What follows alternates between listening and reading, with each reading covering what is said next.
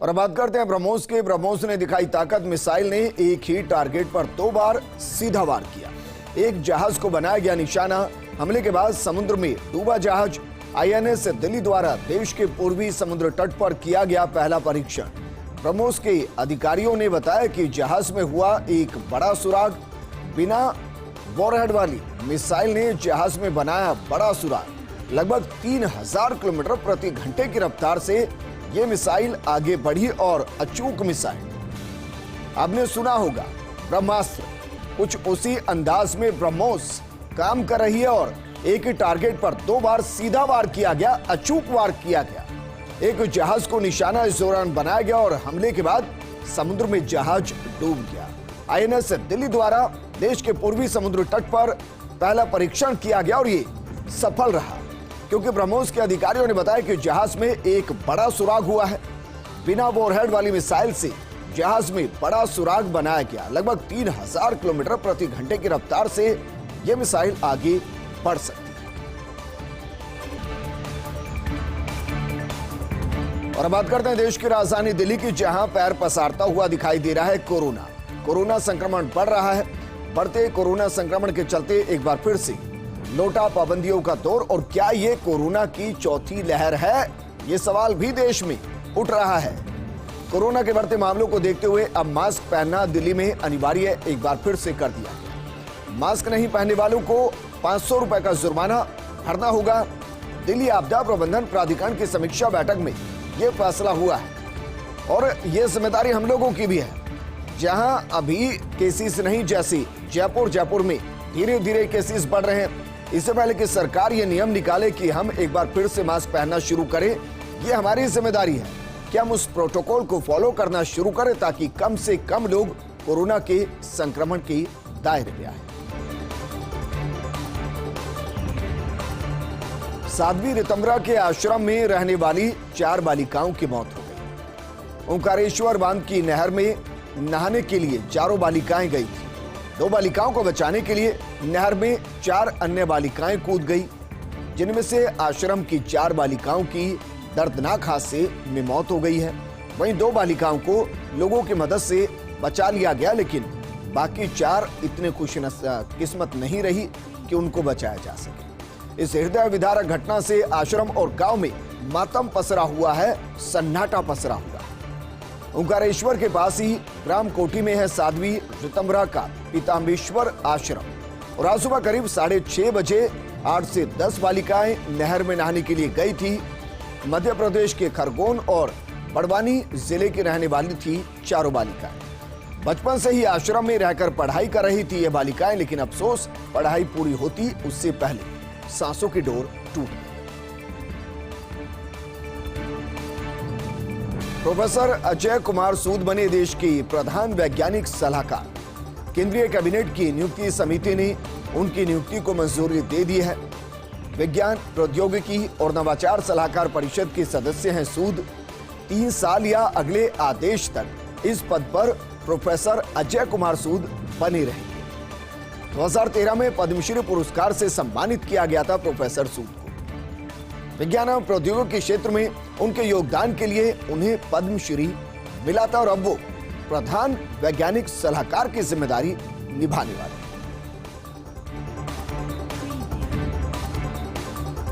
और अब बात करते हैं उस पाकिस्तान की जिसमें सत्ता परिवर्तन हो गया, लेकिन जिंदगी में परिवर्तन नहीं आ रहा, हालात में परिवर्तन नहीं आ रहा और पाकिस्तान में आर्थिक तंगी बढ़ती जा रही है। 34% आबादी ऐसी है जिसके पास 588 रुपए दैनिक आय पर जीने के अलावा कोई विकल्प नहीं। अंदाजा लगाइए, इसका मतलब ये कि बाकी आबादी के पास इससे भी कम पैसा है। विश्व बैंक की तरफ से जारी आंकड़ों में यह जानकारी सामने आई। दरअसल इन दिनों नकदी की भारी कमी से पाकिस्तान जूझ रहा है, या कहें कि पैसा है ही नहीं। ऐसे में पाकिस्तान के नए वित्त मंत्री को करना पड़ रहा कठिन कार्यों का सामना। बढ़ती महंगाई, उस पर काबू पाने के लिए कठिन कार्यों का सामना करना पड़ रहा है। रिपोर्ट में कहा गया है कि देश में बढ़ती महंगाई ने गरीब और कमजोर परिवारों को सबसे ज्यादा प्रभावित किया है, क्योंकि एक तो आमदनी कम है, ऊपर से महंगाई कमर तोड़ रही है।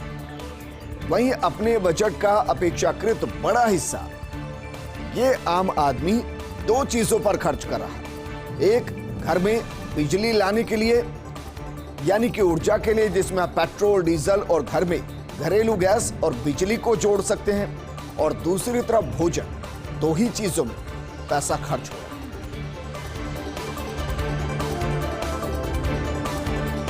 प्रधानमंत्री नरेंद्र मोदी ने किया दाहोद पंचमहाल में परियोजनाओं का लोकार्पण और शिलान्यास।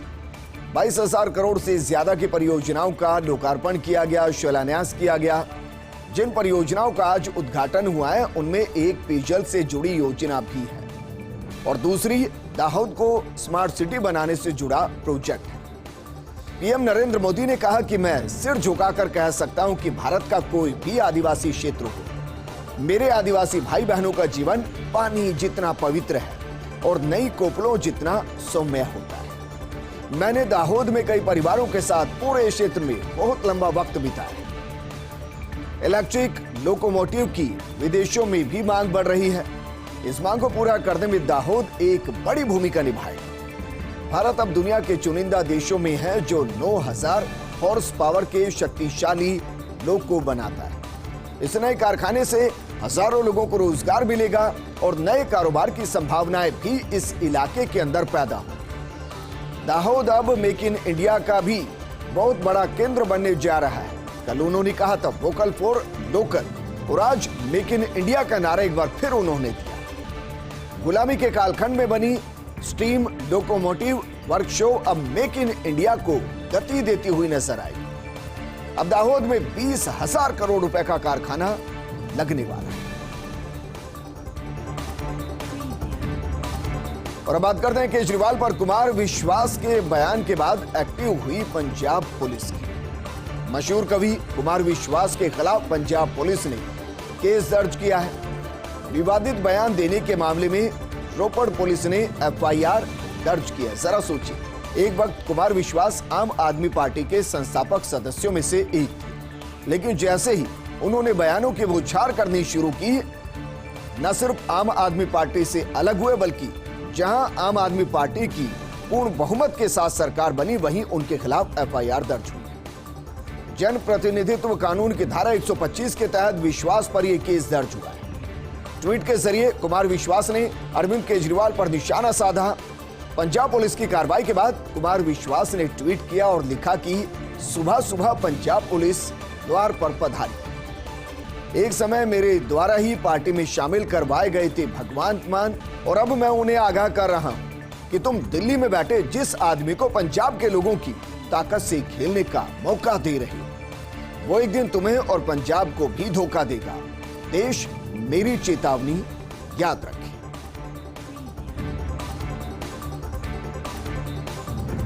मुख्यमंत्री गहलोत ने लिखा प्रधानमंत्री मोदी को पत्र, जल जीवन मिशन की सीमा मार्च 2026 तक बढ़ाने की मांग की गई। इस वक्त की बड़ी खबर आपको बता रहे हैं। जल जीवन मिशन प्रधानमंत्री मोदी की एक महत्वाकांक्षी योजना, जिसमें हर घर तक जल और नल पहुंचाना है।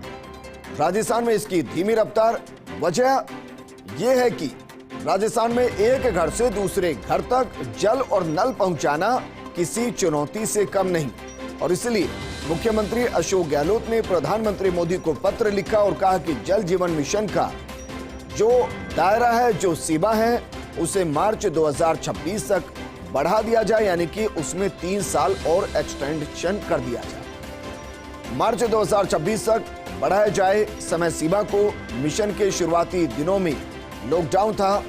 मार्च 2020 से जुलाई 2020 तक लॉकडाउन के कारण मिशन की गति काफी धीमी रही। मार्च 2021 से जुलाई 2021 तक मिशन की कार्य आंशिक रूप से बाधित रहे। स्टील, डीआई और पीडीपीई पाइपों की मांग तेजी से बढ़ी है और इसके चलते घटकों की आपूर्ति में अस्थिरता आई है। विभिन्न कारणों से जल जीवन मिशन की परियोजनाओं की प्रगति धीमी।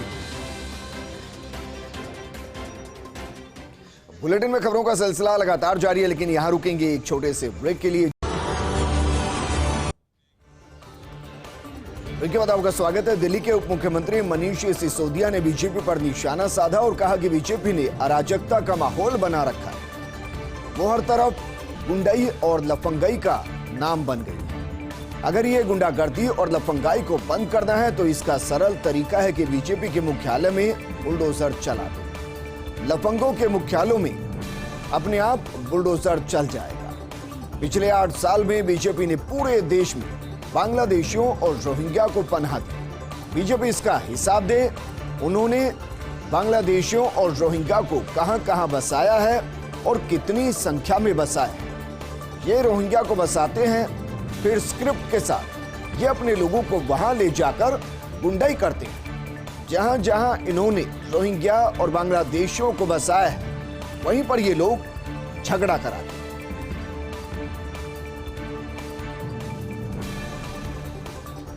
गुरु तेग बहादुर के 400वें प्रकाश पर्व पर 400 रुपए का सिक्का जारी किया जाएगा। सिखों के 9वें गुरु तेग बहादुर जी का 400वां प्रकाश पर्व कल है। केंद्र सरकार इस मौके पर जारी करेगी 400 रुपए का स्मारक सिक्का। प्रधानमंत्री मोदी सिक्का और डाक टिकट को जारी करेंगे। कल रात 9:30 बजे लाल किले से पीएम मोदी करेंगे देश को संबोधित। सूर्यास्त के बाद लाल किले पर भाषण देने वाले पहले प्रधानमंत्री होंगे मोदी। इस ऐतिहासिक स्मारक से स्वतंत्रता दिवस के अलावा मोदी दूसरी बार भाषण देंगे। 400 सिख संगीतकारों द्वारा परफॉर्मेंस दी जाएगी और लंगर भी होगा।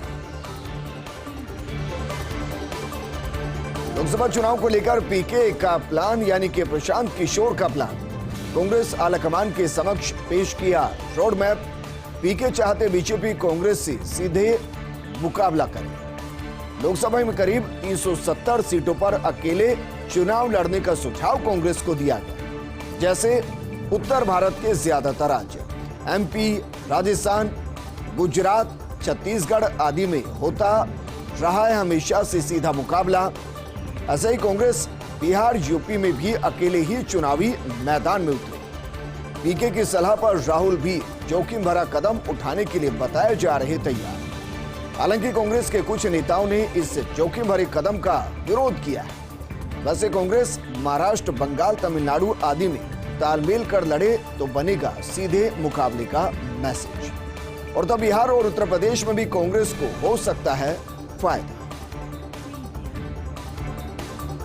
विधानसभा चुनाव से पहले गुजरात में वैश्विक नेताओं का जमावड़ा नजर आया। मॉरिशस के पीएम प्रविंद जगन्नाथ, WHO के प्रमुख टेड्रोस पहुंच चुके गुजरात। खुद प्रधानमंत्री मोदी भी 3 दिन गुजरात के प्रवास पर हैं। 21 अप्रैल को ब्रिटेन के प्रधानमंत्री बोरिस जॉनसन भी गुजरात जाएंगे। देश के तमाम बड़े उद्योगपतियों की बोरिस से चर्चा होगी।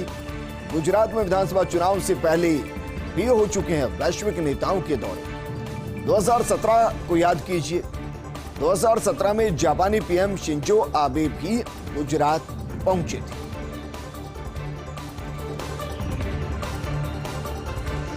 एक बार फिर से मुखर हुए सुब्रमण्यम स्वामी। सुब्रमण्यम स्वामी ने अर्थव्यवस्था और राष्ट्रीय सुरक्षा पर केंद्र सरकार को घेरा है। स्वामी की आलोचना को ब्रिटेन के प्रधानमंत्री रहे चर्चिल ने न्याय संगत ठहराया। स्वामी ने ट्वीट कर कहा कि चर्चिल ने 1930 में कहा था, जब विपक्षी पार्टियों की जुबान सिल जाए तो सरकारी दल के अधिकृत नेता आगे आए और अपनी सरकार की गलत नीतियों के खिलाफ बोलना चाहिए। चर्चिल की मिसाल देते हुए स्वामी ने केंद्र सरकार पर तेज किया हमला। तभी स्वामी ने अर्थव्यवस्था, जीडीपी, राष्ट्रीय सुरक्षा के मुद्दे पर सवाल उठाए।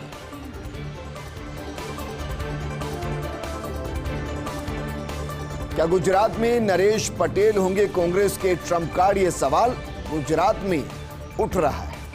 पाटीदार नेता नरेश पटेल की कांग्रेस में एंट्री को लेकर अटकलें।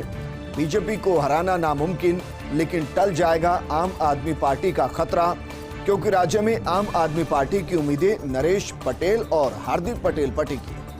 आम आदमी पार्टी चाहती दोनों में से किसी एक नेता की आम आदमी पार्टी में एंट्री हो जाए। अगर दोनों कांग्रेस के साथ रहेंगे तो फिर राज्य में आम आदमी पार्टी की राह आसान नहीं, क्योंकि आम आदमी पार्टी गुजरात में कांग्रेस के बजाय खुद बनाना चाहती और बनना चाहती मुख्य विपक्षी पार्टी। पंजाब जीत से उत्साहित आम आदमी पार्टी ने गुजरात में बड़े पैमाने पर अभियान चला रखा है। ऐसे में हार्दिक कड़वा पटेल है तो नरेश लेउवा पटेल है। इन दोनों समूह का प्रदेश में बड़ा असर है। हालांकि बीजेपी ने इसकी काट के लिए पहले ही भूपेंद्र पटेल को मुख्यमंत्री बनाया हुआ है। इस बुलेटिन में फिलहाल इतना ही, लेकिन आप बने रहिए फर्स्ट इंडिया न्यूज के साथ, क्योंकि खबरों का सिलसिला लगातार जारी है। नमस्कार।